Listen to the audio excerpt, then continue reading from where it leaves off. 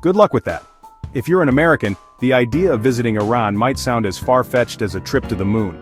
The moment you mention it, you'll get raised eyebrows, worried texts from your mom, and a flood of, "Are you sure?" from your friends. But let's be honest, there's something about the forbidden that makes it even more tempting. Let's talk about your next vacation.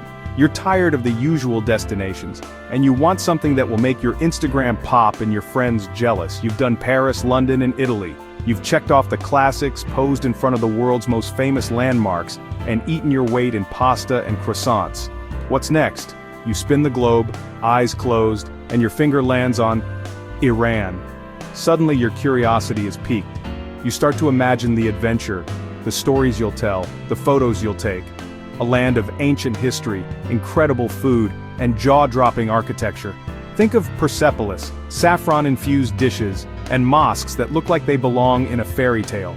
You imagine yourself wandering through vibrant bazaars, haggling for spices, sipping fragrant tea in a centuries-old tea house, and snapping envy-inducing selfies beneath intricate tilework. You're ready to book your ticket and become the next Anthony Bourdain, eager to discover a place most Americans only see in headlines. But then you remember, oh right, you're American. Suddenly that dream trip feels a lot more complicated. And your government's relationship with Iran, let's just say it's complicated to put it mildly. Decades of tension, sanctions, and headlines that make it sound like a spy thriller. Getting a visa is an Olympic sport. Pre-approved tours, government guides, endless paperwork, and a process that feels like it was designed to test your patience and determination. The US State Department's travel advisory? Level 4, do not travel. That's the same warning they give for active war zones, not exactly reassuring. Meanwhile, Canadians and Australians post stunning photos, raving about the hospitality, the food, and the beauty of Iran. Their feeds are filled with smiling selfies and glowing reviews. You wonder if your government thinks Iranians are waiting to quiz you on foreign policy at the airport, or if you'll be greeted with suspicion instead of a smile. So your dream trip is on hold, stuck in a geopolitical waiting room, watching the clock tick as you scroll through other people's adventures. It's the ultimate travel FOMO, inflicted not by your wallet, but by your passport. The world feels open, but some doors are still locked tight. So, let's take a virtual trip to the one city you absolutely have to see, even if for now, it's only through a screen. Because sometimes, the journey starts with a dream, even if the destination is out of reach. Forget what you think you know about Iran. Picture a city drenched in sunlight, scented with orange blossoms and poetry, Shiraz. It's the cultural heart of Iran, laid back and welcoming, where strangers invite you for tea. Locals recite poetry from Hafez and Sadi, whose tombs are city landmarks. Art and romance are woven into daily life here. And yes, Shiraz was once famous for its wine. Syrah grapes originated here. Since 1979, alcohol's banned, so the wine is now fancy grape juice. But the spirit of indulgence lives on in tea houses and gatherings. Shiraz defies every stereotype. It's a city of poets and dreamers, not conflict.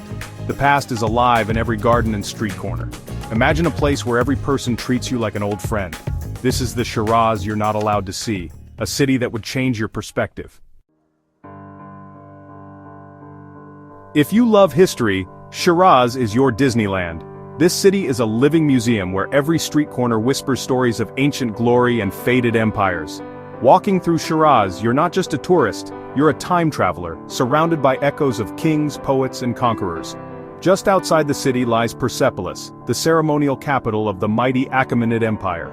Once the beating heart of an empire that stretched from Egypt to India, Persepolis was a city built to impress, to awe, and to remind everyone who was in charge. Founded by Darius the Great, Persepolis was the Met Gala of the ancient world, where kings gathered, gifts were exchanged, and opulence was on full display. Imagine the world's most powerful rulers climbing those grand staircases, their entourages trailing behind, all under the Persian sun. The ruins are humbling.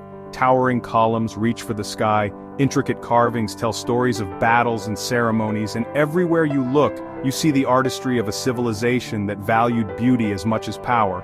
It's like scrolling through a 2500-year-old Instagram feed, each stone a snapshot of ancient life, but even the greatest empires fall. Alexander the Great burned Persepolis down in a legendary act of revenge, leaving behind charred stones and a cautionary tale about pride and power. Nearby, Nakshi Rustam looms, a necropolis where the tombs of Persian kings are carved high into a cliff, straight out of an Indiana Jones adventure. These monumental facades are silent witnesses to centuries of ambition and loss. Standing here, you can't help but reflect on legacy and power, how these monuments have outlasted dynasties, wars, and even time itself. Their stories linger, far more lasting than any tweet or headline. Back in Shiraz, the Arg of Karim Khan rises like a giant sandcastle in the city center. Its thick walls and watchtowers a reminder of the city's turbulent past and its resilience. Once a fortress, palace, and even a prison, the Arg is a testament to Shiraz's dramatic history, where rulers defended their city, plotted their futures, and sometimes faced their downfall. In Shiraz, history isn't just remembered, it's woven into daily life. Every alley, every plaza, every stone has a story to tell, if you're willing to listen. This is the city that once ruled Persia, built to be both beautiful and unconquerable, a place where the past is always present, and every sunrise brings new stories to life. If you've seen Iran on Instagram, it's probably the Pink Mosque, Nasir al-Mulk. From the outside, it's beautiful. Inside, it's pure magic. Early morning sunlight streams through stained glass, turning the prayer hall into a kaleidoscope. Colors dance across Persian carpets, reds, blues, yellows, greens. It's breathtaking, spiritual, and feels almost unreal. The pink tiles and intricate patterns create harmony and peace, a Qajar-era masterpiece. Every inch is meticulously crafted, a celebration of beauty and worship. For Americans, it's the ultimate "you can't have this" moment, blocked by politics, not art. The Pink Mosque is a universal treasure, a forbidden jewel you can only dream about. Imagine being told you can't visit the Louvre because of politics. That's what it feels like. The allure only grows stronger when it's out of reach. Let's talk about food, one of the best parts of travel. Shiraz's cuisine is legendary, complex, fragrant, perfected over millennia. Signature dish, kalam polo Shirazi, layered rice, cabbage, meatballs, herbs, comfort food at its finest. Ashi Shirazi, a hearty soup of legumes, veggies and meat, perfect for cool evenings. And falude Shirazi, a semi-frozen dessert of vermicelli noodles, rosewater and lime, refreshing and unique. Imagine feasting in a courtyard surrounded by gardens, flavors expanding your horizons, but your taste buds are stuck at home, denied by international politics. It's a culinary tragedy, your palate sanctioned, missing out on a world of flavor. While you eat your desk salad, remember, Shiraz's food is a revelation. The city's cuisine is a journey in itself, and for now, it's a journey you can only imagine. Your taste buds deserve better. A city is its people, and Shirazis are famous for warmth and hospitality. The Iranian concept of tarof, extreme politeness, can be confusing, but it's genuine. In Shiraz, locals are eager to chat, share their city, and invite you home for a meal. For Americans, it's a culture shock, in the best way. It's proof that beyond politics, people are just people, curious, friendly, eager to connect. Shiraz is also the city of poets, Hafez and Saadi. Their tombs are living parts of the city where families gather, drink tea, and practice Faleh Hafez, fortune-telling with poetry. Poetry shapes the city's soul. It's discussed like sports or politics elsewhere. What you're missing isn't just sights, it's a chance to connect with a soulful, poetic culture. Shiraz is about love, beauty, and the power of words. It's a different way of seeing the world, and it's a connection you're denied. Shiraz's gardens are legendary, UNESCO-recognized Persian paradises. These aren't just parks, they're carefully designed Edens, built around water and tranquility. Aram Garden is the crown jewel lush plants, a Qajar palace, and a famous cypress. Stroll through, and you feel calm wash over you. Narenjistan Garden, filled with orange blossoms, is another gem, opulent, fragrant, and beautifully designed. These gardens are essential to Shiraz life, places to relax, socialize, and connect with nature. They're the city's soul made visible.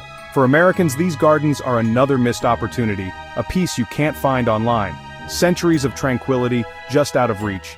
Paradise, glimpsed only through a screen.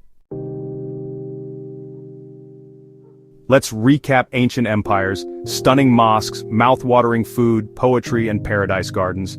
As an American, you're locked out. Travel FOMO at its finest. Your country champions freedom, but you can't explore one of the world's richest cultures. The irony? You're told to understand other cultures, but blocked from visiting. You're left with media headlines, missing the real stories: love, laughter, daily life. Travel is the antidote to ignorance. It's hard to hate a place after sharing a meal or a laugh. What you're missing isn't just a vacation, it's a chance to challenge your perceptions, to see that a country is not its government, to come home and say, that place we're told to fear, it's beautiful, and the people are amazing. That's a story worth telling, and it's a shame so few get to tell it. So, what's an adventurous American to do when the world feels just out of reach? When borders are closed and the only thing you can pack is your curiosity, you have to get creative. For now, your trip to Persia is digital. The journey begins not at the airport, but at your kitchen table, with a mug of coffee and a glowing screen. Your ticket is a search engine, your passport a few keystrokes, and your destination is just a click away. Your guide is a stream of high-res images, each one a window into a world you long to touch. Explore the Pink Mosque on Instagram, Persepolis on YouTube, and let your imagination fill in the scents, the sounds, the feeling of ancient stones beneath your feet. Taste kalam polo via a recipe blog, following each step as if you were in a Shiraz kitchen, savoring flavors you've never truly known. It's not the same, but it's all you've got. The screen is a barrier, but also a bridge, connecting you to places you can only dream of for now. You can become a virtual expert, learning the history, the poetry, the legends of Shiraz, piecing together a tapestry of knowledge from afar. A connoisseur of Shiraz's digital self, collecting memories made of pixels and stories told through screens. But you can't smell orange blossoms, feel the sun on your face, or hear the laughter echoing through the bazaar. You can't taste the food through a screen, no matter how vivid the photos or tempting the recipes. Most of all, you miss the human connection, the warmth of a welcome, the kindness of strangers, the joy of sharing a moment. A smile, a cup of tea, a shared story. These are the treasures you can't download. A picture is worth 1,000 words, but it can't capture the heartbeat of a city or the spirit of its people. So open your browser, type in Shiraz, and let yourself be amazed by what you find. Let your curiosity take flight. Wander through digital streets, marvel at virtual wonders, and dream of the day you'll see them for yourself. But remember, it's just a shadow of the real thing, a promise waiting to be fulfilled. Maybe one day, the only barrier will be the price of a plane ticket, and the world will open up once more. Until then, enjoy your flight of fancy, and let your dreams keep you traveling, no matter where you are.